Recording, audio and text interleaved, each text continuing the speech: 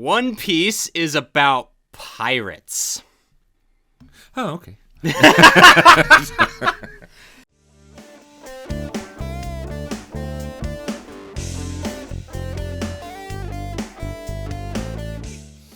Welcome to Pork Chops, Rice, and Peaches. I'm Richard. And I'm insane. You read the title correctly. I'm about to attempt what you think I'm about to attempt. Welcome to a millennial tries to explain One Piece to someone who has never watched anime. This is going to be an interesting one. I came prepared. All right. Because I wasn't certain if I needed to be here for this or would a cardboard cutout suffice. So I have coffee and toothpicks for the eyelids, just in case. I'm glad. I'm glad you came prepared because I did incorporate some audience participation from you. Oh, all right. You being the audience, so that you're not just a prop the entire time. All right, so One Piece. I love it. I've never heard of it except when you've made reference. Exactly. We've made reference to actually this film right here in our top 10 animated movies of all time. Oh, right up there. You did mention that. Yes, you did. That was number 3 for you? I think it was 4. 4? I wasn't going to rank it too high. All right. Because it was kind of a personal bias. But yes, I love One Piece. So what is it? Well, that's what I'm here to explain. So, grab your straw hat and a piece of meat or sake if you're a Zoro stan, and let's do this thing.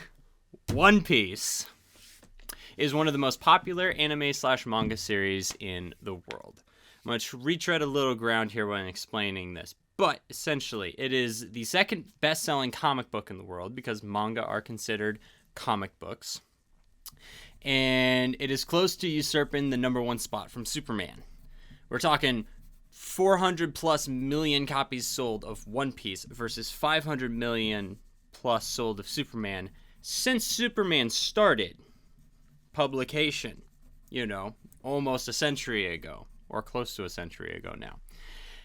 Anyway, it's still kind of relatively unknown in the mind of the general public, that One Piece. Okay. Somehow. Although that might change here in a little bit. They are doing a live action adaptation for Netflix. They don't have a good track record with adapting anime. It really doesn't adapt well to live action, but we'll see. Why has this ever been done in movie form before? It has. You've actually watched one. Think way back to when we had Netflix. Remember something called Full Metal Alchemist? Boy in a red jacket and was picking stuff up out of dirt, and he was just shifting stuff. Well, that is another series. Was that on the screen when I walked down to see if you had finished your math you watched assignment? It. No, you watched it. You saw it in the queue, and you watched it of your own accord. I did? And it was a live-action adaptation. It was a big suit of armor and a blonde kid with a red jacket. Was wearing gloves, probably. I have Japanese. No memory of this I know at all. you've watched it. Anyway, that's another one of these to live action adaptations. But we'll see how Netflix does with the One Piece one. The cast looks super enthusiastic about being a part of it. And it looks like it could be potentially good. But let's get into this. One Piece is a Shonen Jump manga by Eiichiro Oda, the name of the author. Shonen Jump is a magazine in Japan known for many other popular battle mangas. Such as Dragon Ball, Naruto, and Bleach, to name a few. I know Dragon Ball. You know Dragon Ball, yep. One Piece started publication in 1997. Okay. So it was a year younger than I am. Right. And it has been going strong for approximately 25, 26 years. Other shonen manga, including the aforementioned Dragon Ball, Naruto, and Bleach, have all either ended their runs and or had reboots in the time that One Piece has been running, and it still hasn't ended. One Piece is still telling the same story, and it has just recently gotten to a point where we might be seeing the end start to form. Wow. Yeah. It's a hard egg to crack. It's got over 1,000 episodes of the anime and over 1,000 chapters of the manga. It is a beast to try to get into, and even to experienced anime watchers. Like, Dragon Ball is no slouch. 500 to 600 to maybe even 1,000 between its multiple series. Naruto had 700, I think, and Bleach, I'm not sure how many it had, but it had a significant run. But over 1,000 episodes of anime, all in the same show with no reboots, no refreshes, no restarts. It is hard for people to get into. So this is probably one of the reasons why it's kind of relatively unknown, although we're starting to see that popularity sneak up. All right, time out. Yep, go for it. All right, time out. If it's got 400 million copies sold, yeah, of the manga. Oh, This is a volume of it from Japan. this right here. Yeah. Okay. So there's 400 million copies of it. Of like different of all the across, different across episodes. all the different chapters and episodes. Okay. And how can it be? Is it? Well, you've heard of Dragon Ball. Is it unknown in the West or is it unknown in the world? Because Superman, pretty much everybody knows Superman. Well, you've heard of Dragon Ball. Yes. You've never heard of One Piece before I started talking about it. No, never Goku have. is the main character of Dragon Ball, and he has a balloon in the St. Macy's Day Parade. Okay. A Macy's Thanksgiving Day Parade. Right. St. Macy's, whatever. St. Macy's. Okay. But I like the little guy running up here. That's kind of fun. yeah, we'll get into it. So, in this video, I am going to avoid spoilers as much as possible, and I am going to try to keep it condensed as best as I can. I do have a script here. First, for me, on Pork Chops, Rice, and Peaches, having not really a script, well, mostly notes, but I'm going to avoid the spoilers as much as possible, so if you are not caught up and you are a fan that is watching One Piece, I'm not going to try not to spoil things for you. Not even the best script can prepare me. So I'm going to start with, yeah. He's seeing my script. Here, I'll splash a picture of it. It's a lot of single-spaced writing. Mm-hmm. All right. So I'm going to start with the story. And we're going to play a game with a little bit of your interaction, right? All right. So here's a photo. And I'm going to splash it up for everyone to see as well. Okay. If you were to look at this picture, join in the comments, what would you think this series, this franchise is about? I have no freaking idea. I mean, that is just an orgy of images that do not belong together. I mean, right. we got a little Disney Aladdin going up here. We got a little genie. We got a little Pokemon going on right there. We've got some steroid action. We've got the token, hot chick in the corner. So yeah, I have no clue. All right. So notice that they are standing on a pile of gold here. One Piece is about pirates. Oh, okay. All right. So One Piece, actually, in reality, it is a story about pirates. But looking at that, what do you think the tone of that series is overall? I would take it literally a comedy piece. A comedy. Yeah, I would take it as a comedy. All right, cool. So, goofy pirates, okay, cartoonish violence, wacky comedy, crazy superpowers, stuff like that. Yeah. Well, you're right. Okay. But would you be surprised if I told you that this series also deals with authoritarian regimes, slavery, found family, genocide, brotherhood, childhood trauma, among others?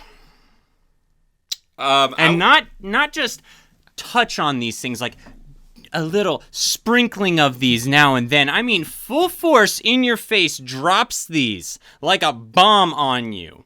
I would say that in order for this to work successfully, this has to be a very talented writer or a very talented team of writers, because those are very difficult topics to cover.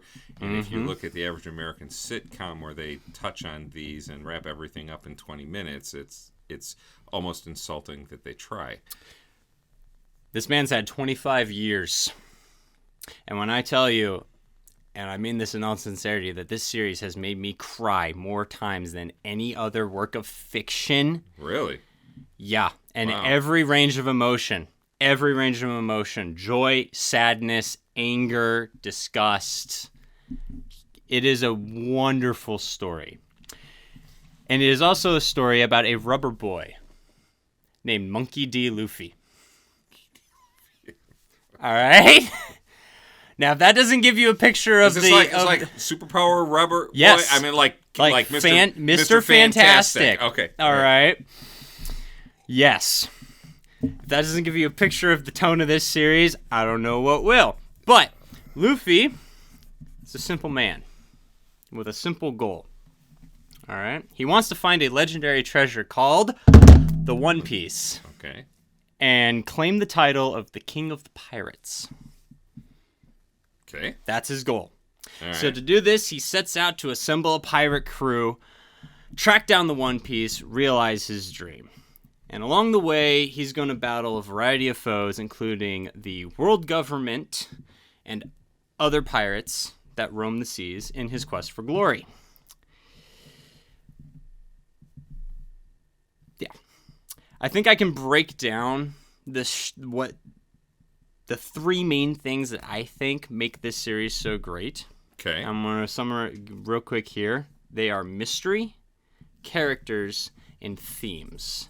And I know some people are going to disagree with me on that immediately, but I'll get to that in a second.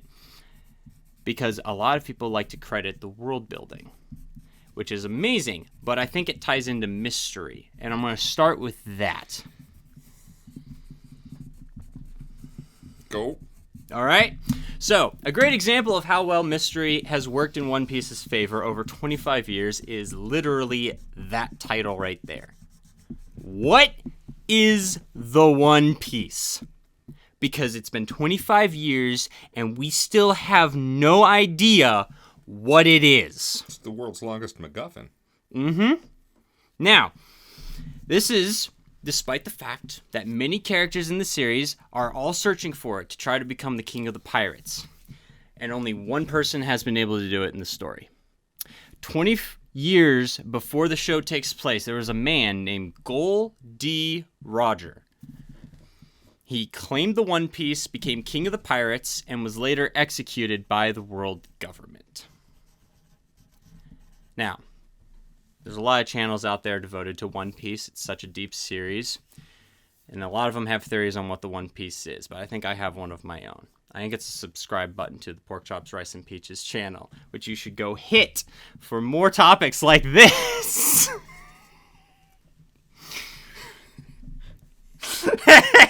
You worked that in nicely. Thank you. Yeah. All right, but the One Piece is not the only mystery. The series is littered with them. There's a missing gap in the historic record known as the Void Century, which coincidentally happens to line up with the founding of that thing I mentioned before, the world government. Conspiracy? Yes. Yes, absolutely. 100%. It is a conspiracy within the show. If the government caught him, did they get a hold of the One Piece? Nope. Because only he knows how to find it. Oh, so he found it, but he didn't remove it? No. He found it. And that's one of the things. Why didn't he take it with him? Why couldn't he use it? Why couldn't he do anything with it? How could he prove that he actually was the king of the pirates then? He actually didn't. If I'm going to explain that, we're going to need like 2 hours. So don't even ask. Okay. All right. But even more mysteries. There was a hero known as Joy Boy who lived during this Void Century. There's old evil characters such as Rox D. Zebek, who have only been hinted about, but whose actions in the past have radically altered the landscape of the current day events in the story. Okay. Now, you might have noticed something. I've noticed a few things, but there's apparently I'm 3 probing too characters deeply. I just named right now that have that weird D middle initial. Luffy, Roger, Rocks D Sebek. Right. They're not alone. One of the greatest mysteries in the series is the will of D. And there are tons of characters that have this weird D middle initial, and we still don't know what purpose it serves. All we know is that they are the enemies of the world nobles, who are the people who control the world government. It is said that the will of D is passed through families, and that far-off ancestors resisted the world government as it rose in power, but these are only rumors, and that these people are capable of doing great things. It is a theme of inherited will, which we'll get into later, but these characters have inherited the will of those who came before them, and they are set to achieve what their predecessors could not. Now, despite this sounding a bit like a Chosen One situation, I want to remind people, these guys aren't good guys. They're pirates, for the most part. And they usually take the idea of being a pirate as having the free will and the freedom to make their own decisions. But that's a whole different conversation. Were they Captain Barbossa pirates, or were they Long John Silver pirates? I mean... Yes and yes and yes and yes. Okay. Yes. Every sort that you can think of. There are vicious pirates. There are good pirates. There's an entire pirate crew that's modeled after Al Capone and his mafia crew. The series has the law blessed with the longevity to do literally anything it wants. But this does bring us back into the world building that I mentioned earlier. The world building is fantastic because the entire world is a mystery. What else could lay out in the world? Well, it's limited to the imagination of the author. He has built a world where anything could be. Anything could happen. So there's a huge sense of discovery. And even things that look super goofy out of context are super important to the story. There's an island of Viking-themed giants. It's been hinted about for 20 years, and we're only just now getting close to seeing it. That could be frightening. Mm-hmm. There's always something new to discover in the world of One Piece, and the feeling of discovery by the audience is equal to that of the characters, and I think that's the first thing that makes this series so good. That might be the first definition of world building, because I made a note to myself. I circled world building. I kind of developed an instant dislike for that phrase. Yeah. From all the blowback we received on our Dune episode. Yeah. You know, I mean, you don't have to watch the Dune episode, just read the comments. Holy smokes. People put more effort into their comments than we put into the whole video. Obviously. I mean, you know, but they kept talking about, you know, world building. Well, you know, world building has to have a point, and it has to work, and it's sounding like in this series it worked, whereas in Dune it obviously didn't. Not for us. But you know what had boring characters? Dune. You know what doesn't have boring characters? One Piece. So, on the topic of characters, let's get into that. The second thing that makes it so good. The characters. All right. Now, I want to, real quick, give me it. I'm going to pull up a picture for you. We're going to play another game, all right? Mm-hmm. I'm going to show you a picture of this guy right here. Ooh. Yeah. Ooh. Okay. Yuck. Now, hold on. Now, what if I told you... If he's driving by the grade school, I'm shooting him. Now, I already got the impression that you get from seeing that character, and everyone else had that same reaction when he initially came on screen. Yeah. But obviously intended. You're going to tell me he's a nice guy. I want to tell you that he had an entire backstory given to him that explains why he dresses like that, and that it was really really depressing and made you feel for this man? All right. No therapists in the world of One Piece? No, apparently not, because he was a member of a criminal organization, and he was essentially a mafia enforcer type person. Yada, yada, yada, yada. Well, he finds love with this woman. Gorgeous, wonderful. And they started settling down, having a family, and he promised her that he'd get out of the life that he was in. But life pulls him back in, how it does, and they had a kid together. And one day while he's out doing his enforcer role, his wife is left at home with the kid, and the kid dies of a fever. Neither of them were able to do anything. Doctors couldn't get there in time. With the shock of this event, the wife, when he gets home, attacks him, lashes out, is wanting to know why he couldn't have been there for them, why he couldn't have been there to help, why he couldn't have been there to help, save their child, or at least be there. The shock of the whole event eventually sends her to the hospital, and she ends up comatose. And when she comes back, she's essentially in a trance. She doesn't respond to anything. He visits her every day for months, trying to get her to move, to react, to do anything. And then one day, out of sheer desperation, he brings her their baby's bonnet. And then he puts it on. And she cracks the slightest bit of a smile. And from that day on, he kept coming back with more of their baby's stuff to see if he could get a response. And eventually, he started dressing like that in that baby getup, and she eventually, in her trance state, was able to fully smile. Even though she couldn't interact with him, she couldn't speak, she couldn't do anything, he knew that he could at least make her smile. Well, eventually she dies, but to honor her, he still wears the outfit. Call it payment for his sins, call it whatever. Ridiculous as that whole arc is, when you read or watch it in real time, you are a little moved. A lot of people genuinely care about that character. And he's a C-level mini-boss for one of Luffy's crew to fight in an arc. And they took the time to give this random side character who dresses like a baby an entire backstory to make you feel for him. That is the level to detail. That is the attention to detail that this series gets.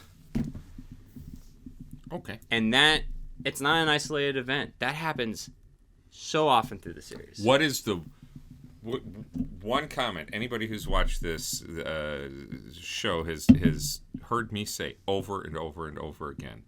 It all comes down to the quality of the writing. You either have good writing or you don't, and no amount of special effects, no amount of comic artwork is going to make up for a lack of quality characters who grow and develop over time and have interesting stories and have challenges to overcome.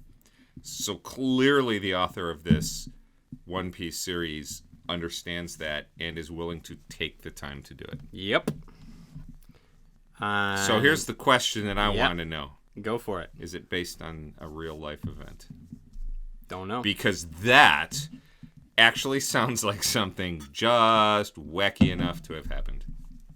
I don't know. But he put it in his story and it worked. Now, I'm only going to focus a little bit on the main character. Okay. In terms of this video, despite there being 10 on his crew, including him. But we'll talk about Luffy. Now, as stated before, Luffy is a rubber man. Okay. Powers of Mr. Fantastic, except that it's actually interesting in this series. In the world of One Piece, there exist objects known as devil fruits, and they are a fruit that is said to be inhabited by the spirit of a devil. And if a person is to eat the fruit, any of the fruit, they will gain a power specific to each individual fruit. So in Luffy's case, he ate the Gomu Gomu no Mi, or the Gum Gum fruit, and became a rubber man. So he can stretch his arms, he can stretch his mouth, which is usually how he shows it. He hooks his mouth and stretches it all the way out here to show, I'm a rubber man. And that's how he fights. The trade-off is that when someone eats a fruit, they lose the ability to swim. In a show about pirates. Yeah, I caught that right away. On a world that is 90% ocean. That's bad. Yeah. Now, the variety of powers, they range from like practical elements like, oh, I can shoot fire, or I can become lightning, or I can control sand, to absolute ridiculous stuff like control over candy substances. Would a life vest save him? Yes. Okay. He uses inflatable rings. So if he had like little floaty wings on his arms, he'd be okay. Yeah. He still wouldn't be able to really do anything because the water actually just it saps their strength. They literally can't fight to swim. Yeah.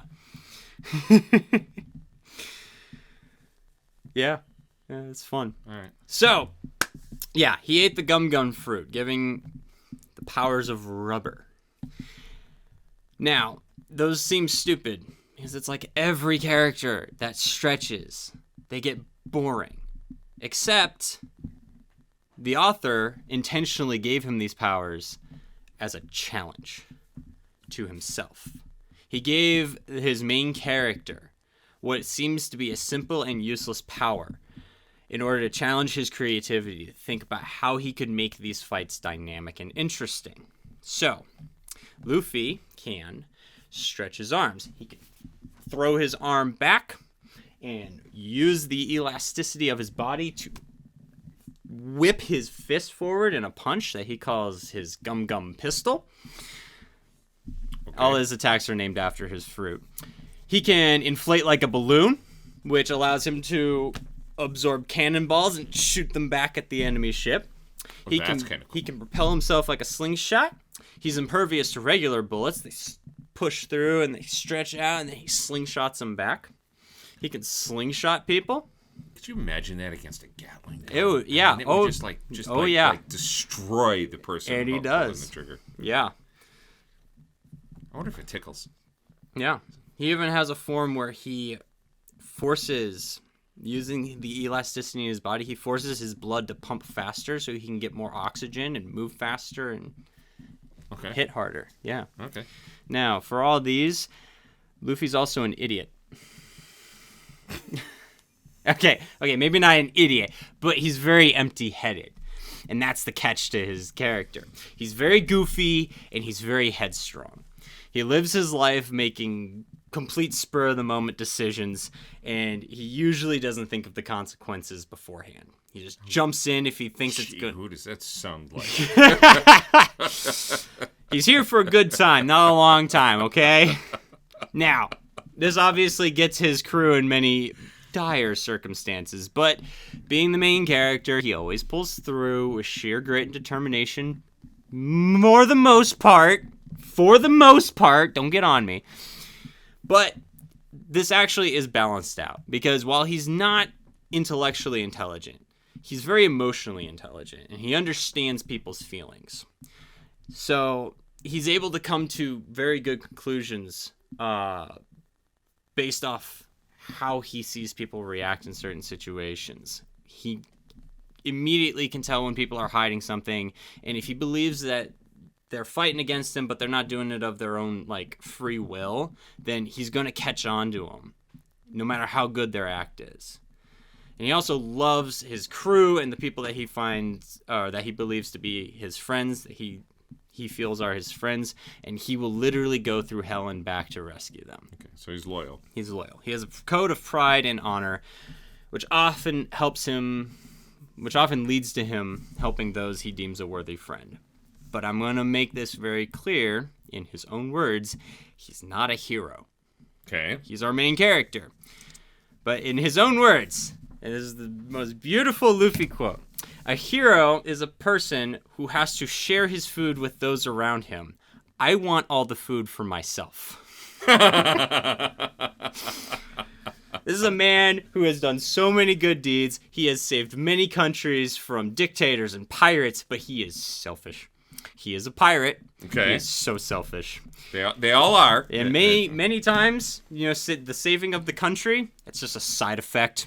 Okay. Like, of a personal goal he was striving towards. Like, he doesn't pillage and raid people. He doesn't Right. go out of his way to cause suffering. But he's not above stealing, and he's definitely not above acting out of his own personal interest. Oh, you promised me food? Okay, I'll go fight this tyrannical dictator for you. Sure, why not? You better give me that feast, though. Otherwise, I'm taking your gold, Right. Usually he doesn't care about like wherever he finds himself in, but if he sees a potential adventure there, or if someone that he finds to be a friend is in danger, he will jump right in and just take care of business. So this is a popular series. Very. All right. Yeah. Never heard of it. Yeah. Never heard of it. Yep. But it sounds like, obviously its success speaks for itself. Yeah. And it's something that the author is putting a tremendous amount of work into. Yeah. So I can understand why it's successful. Yeah. It also sounds to me like it's a very... It's got a niche audience. It's a... Kind of. Yeah. It appeals like if you're used to how anime is in general, because it's kind of goofier by nature. Right. In many circumstances, especially the battle manga genre, like the battle series, where it's mostly focused on the fights. Right. They usually have a goofier tone to them, but yeah, that is. I think it's that goofy tone that's always turned me off of. Anything that I've seen in that genre. Yeah. It just. I don't last long in it because of the goofiness. I always just assumed that was aimed for children. You would think. But not with these themes that you're talking Nope. about. This clearly is not a child's episode. Yep. So you want to play one more game before we end this episode? Sure, let's do it. All right, so I'm going to show you pictures of the Straw Hat Pirates. Okay. All right. So Luffy's crew. All right. I want you to guess what their job is. I'm gonna give you their name. I want you to guess what they do, or what do you think? What do you think that? Or just give me your first impression of him. Really, this guy is Roronoa Zoro. He's the enforcer. The enforcer. Yeah. Yeah. That's my guess. That's your guess. Yeah. He is the vice captain. Ish, and he's also a he is the second in command. Okay. He was the first to join. All right. And if you notice right down here, he carries 3 swords. Right. So he fights with 3-sword style. He carries one in his right hand, one in his left hand, and one in his mouth. Ooh. Okay. He fights with one in his mouth. All right. But yeah, no, he is the muscle. Okay. All right. This right here is Nami.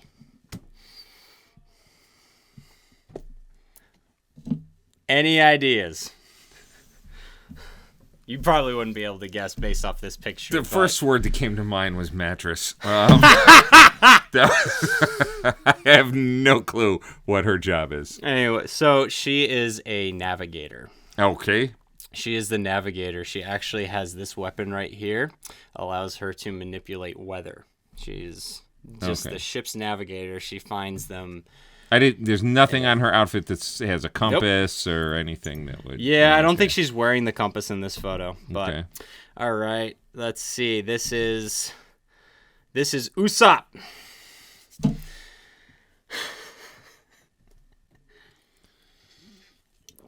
He is the team's sniper. And I'm Yeah. looking. All I'm thinking is surfer dude. Yeah. That's all I'm thinking of when I look at him. Is He's also surfer a dude. massive coward.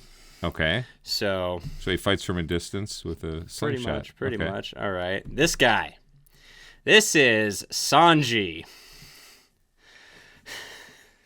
Sanji doesn't know how to block. He takes a lot of shots to the abdomen. You're right.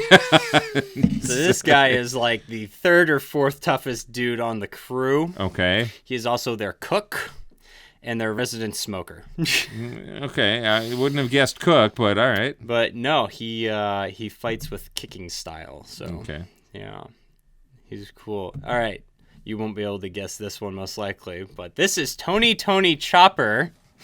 Tony Chopper. Yeah, that's his name. Okay. Scrounger thief. What? No, he's actually a doctor. He's a doctor. He's a doctor. Aha. Yeah. He's also a reindeer, as you might be able I to was wondering guess. why he had such a big head, but He is a reindeer who ate a human fruit, which basically gave him the sentience of a human. Okay. Yeah. Who came after Chopper? It was Pulling the fat man's sleigh anymore. He's got yeah, better than right. that. Nico Robin. Dominatrix? What? Jeez. Close. Mommy Robin is the group archaeologist. Archaeologist. Yeah. She actually, that Void Century I mentioned earlier. All the cool archaeologists stress that way. I know, right? That Void Century I mentioned earlier, and the world government doesn't want anyone to learn anything about it. And they had their own language back in the Void Century that the world government erased, like the knowledge of how to read it. She's the only person left in the world who knows how to read it. Gotcha. All right. This Frankie. That's Biff. After he grew up from Back to the Future, he became a pirate, and he He is a cyborg. Okay, hence the square forearm. Yep, and the right. big shoulders. He is also Right. the shipwright. He is the inventor. That's where he cut himself open to put cybernetic enhancements in him. in Gotcha. himself. Gotcha. Okay, I'm thinking Frankenstein there. And That is not a coincidence. okay. All right. Also, by the hair, you might be able to tell he was inspired by, look-wise, by Ace Ventura. Mm-hmm. Gotcha. Now, this one's a little bit easier. Ship's Entertainment. Yes, he is. That is Brooke. He is the musician. That is Slash. That Yeah. is- He is a living skeleton. Oh. Yeah, he ate the revive fruit, so when he died the first time, his soul was able to come back to his body. The problem was that he was lost in the One Piece equivalent of the Bermuda Triangle, and his soul couldn't actually find where his ship was, where his body was, so by the time he finally found it, he was skeletonized. So he is a living skeleton and also a rock star. Never has to worry about losing a pick because he's got his fingers. Right? All right, last one. Okay. This is possibly one of my favorites. This is Jimbei. I will give you a hint. He is a fish man. I was about to say he looks like a whale. He is modeled after a whale shark. Okay, Very good. All right. And he's a glutton. And He's just a whale shark. he's just a whale shark. And he's gonna krill you if you're not careful. Yeah. Sorry. He is a low-hanging fruit. he is the helmsman, Okay. and essentially he is fish human Martin Luther King Jr. Pacifist. Everybody get along. Judge people. Nope. Basically a civil rights activist who uses fishman karate and fishman jujitsu and controls the current of the ocean. And yeah. He's like a waterbender from Avatar with his fighting style. He can split ships in half with water currents. Okay, gotcha. But yeah, no, he wants to be a lead by example. He's really good at flip kicks, isn't he? Yes. And fishmen are a lesser species, treated as lesser in the world of One Piece, and he is the one who tries to set the example for both fishmen and humans. So he tries to be a nice guy to humans. He also tries to lead the fishmen towards coexisting peacefully. He's one of the greatest characters in the series. I'm just going to put that. He is absolutely incredible. You know, it's odd. I'll be totally honest with you as you explain this to me. And the deeper we go into this, the more I'm convinced I will never read a single line of this. No. It's an odd choice to take serious themes, serious efforts, serious storylines and character arcs, and tie them into such goofiness. Yeah. That's just odd. Yep. Clearly successful, though. Very successful. I can't criticize the man's success. But on that last topic with the themes, I want to just point out the theme of freedom and independence that dominates this show. Luffy was once asked by a member of the former Pirate King's crew why he wanted to become king of the pirates so bad. Why did he want to rule the seas? And Luffy turns around and says, I don't want to rule anything. The king of the pirates is the man that is the most free in this world. Man just wants to live his life. Free. He wants to pursue his dreams. I think that is one of the best things in this show. That say a lot about... That says a lot about the concept that if you are so hyper-focused on achieving a goal and your whole life is dedicated to it, are you free? Or are you enslaved by that goal that you're going after? That's very interesting. That's a very interesting thought. See that? See, I like questions. I like questions. And like I figured that. we could finish off on that just as a hint to all those themes that I mentioned earlier, because all of them get explored. So I'll say this. That's intriguing. That one right there. I'll say this. If you have never seen anything or read anything about One Piece, and if anything that has been said in this video interests you, the anime is hard to get into because it's very long and it's very drawn out. But the manga, if you can handle that, if you're good at reading that comic book format and you can read right to left, the manga is very well worth the read. And if you can get past the cartoonish exterior, you'll find something that is absolutely fantastic and has captured the hearts of millions. Well, so I will say this. You know, every time we sit down and we talk, we invite people to leave comments, and the biggest comments that that we've got are people who hate our guts. But this is one of those ones where I'd really love to see, if you are a fan of this, what do you have to say about it? Because this is all new to me. This is all an education. This truly is. This is something we did not talk about at all. You hinted on this topic a couple of months ago, actually. And so it's... I would love to hear what everybody else has to say. Agree, disagree, or fill in the gaps. I think that's what I'm interested in the most. Fill in the gaps. If you could have sat in this chair right here, what would you have said about it? Yep. And I tried to write out my thoughts as best I could. I'm only human. So fill in those gaps in the bottom. And if you are just starting your One Piece journey, go buy a straw hat. Here's the in joke. I will be waiting for you in Wano. Okay. Thanks for tuning in to Pork Chops, Rice, and Peaches. And we will see you next time.